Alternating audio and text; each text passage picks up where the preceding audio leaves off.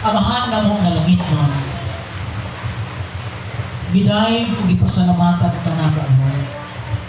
Nini nga kabuntago no Diyos, nagapanudlo ka sa patako sa kanamo, may tungod sa kasiguruhan sa kaluwasan. Lord, mag-unsa na lang niya kami Ginoo. Na sa among pagtuo, every Sunday, every Wednesday, every Saturday, every activity, Lord, sa church na ami. Pero sa panahon na naami sa gawas, ang among kinabuhi di ay Lord, sukwahi na nagapamuha niya sa imuhang mga kabubuton nila. Sa Lord, sayang kayo ang tanan.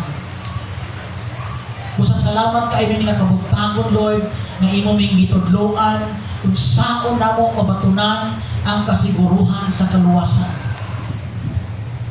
Ang kasiguruhan sa kaluwasan, Ginoo, na mag-maintain ang Holy Spirit na magapuyo diri sa among kinabuhi. Na dili kinahanglan namo pasukon o hatagan og problema ang Holy Spirit diri sulod sa among kinabuhi.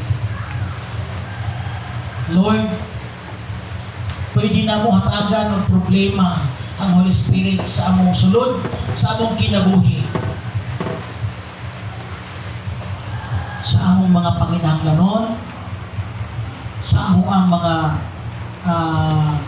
gustong maangkon sa matag adlaw, kapag dili na mo pwede hatagan ng problema ang Holy Spirit o Diyos sa mga buhat na dili nimo gusto ipabuhat ka na.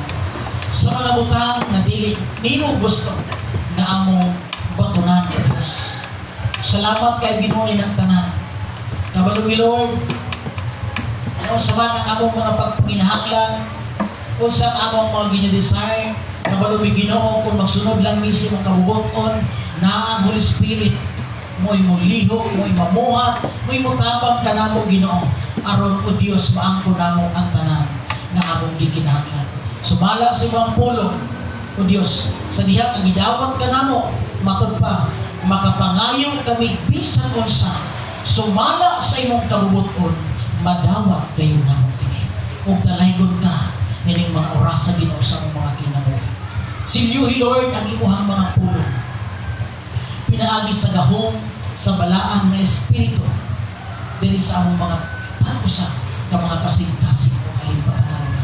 Salamat Ginoong Diyos. Lord, tudlo imi unsaon namo pagkinabuhi nga balaang espiritu, dili mubulag ka namo, dili mo talikod ka namo, o dili mo biyak, o dili mo pailayo ka namo Ginoo. Lord, salamat Ginoo nini nga kabuntagon ang imuhang pulong may nagatudlo ka namo Ginoo na kinahanglan kang tipigan. Holy Spirit, sulod sa among mga kasing-kasing. Dalaygon ka, Father God. Salamat Ginoo, transform nimo ang matao sa kanamo, Lord. Ikaw man ang magapamuhat sa among kabaguhan sa among kinabuhi. Hangtod karon ug hangtod sa imong pagbalik Ginoo, nagpadayon ka pa na namuhat sa among kinabuhi. Ug ang matao sa kanamo Ginoo, hangtod sa imong pagbalik, himo nimong hingpit ang matao sa kanamo.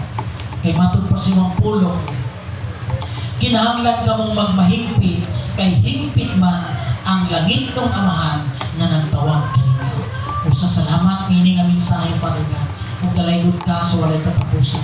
Lord, akong mga pagdeklara nini nga kabuntagon o Diyos kining imong mga katawhan nga namati sa imong pulong. Kadtong tanan, dili mo labay nga kawang sa mata usa ka mga kinabuhi. I pray and I declare, Father God, ayaw pagpagawasa kining imong mga katawhan na dili dala-dala magbaon ang mga pinilok-pilok abundansyang mga panalangin.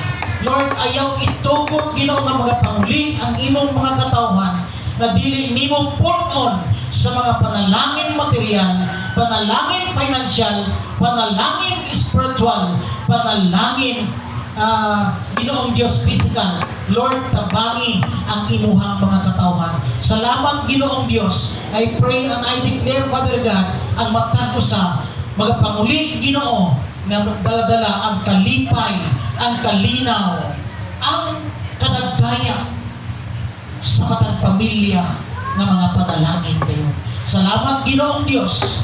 Lord, hiusaha ang matang pamilya sa pagpangalagad kanimo, Ginoo. Hiusa sila sa usa ka hunahuna, usa ka kasing-kasing, o usa ka espiritu, usa ka kalang nga nagkahiusa diha sa pagday pagpangalagad kanimo. Salamat po, Dios, kung dalay ko ikaw sa walay katapusan. Kanimo na mo ginatugyan ang tanan, ginabalik ang kadungganan hanggang kay mayaan, mga pagday pagpasalamat sa pangalan ni Ginoong Hesus na mo Ginoong panulungas. Amen. Mga kaigsunan, karong adlaw mao ang unang Domingo, o ang unang Domingo atong gibuhat kini para sa paghandom sa gibuhat sa Ginoo alam kanatong tanan na diin atong buhaton karon ang ginatawag na Lord's Supper.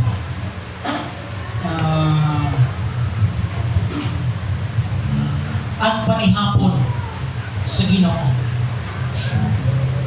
Akong tawagon ang Asher sa maong mga elemento ay distribute ngadto sa mga kaigsuonan. Akong gihangyo si Mami o si Twinkle na i-distribute ang maong mga elements ngadto sa matag usa. Kunya sa panahon na inyo kinindawaton ng aming sunan, gunit lang usa, ayaw ninyo ihatag sa inyong anak, o ayaw sa pagkaon, ayaw sa pag-inla.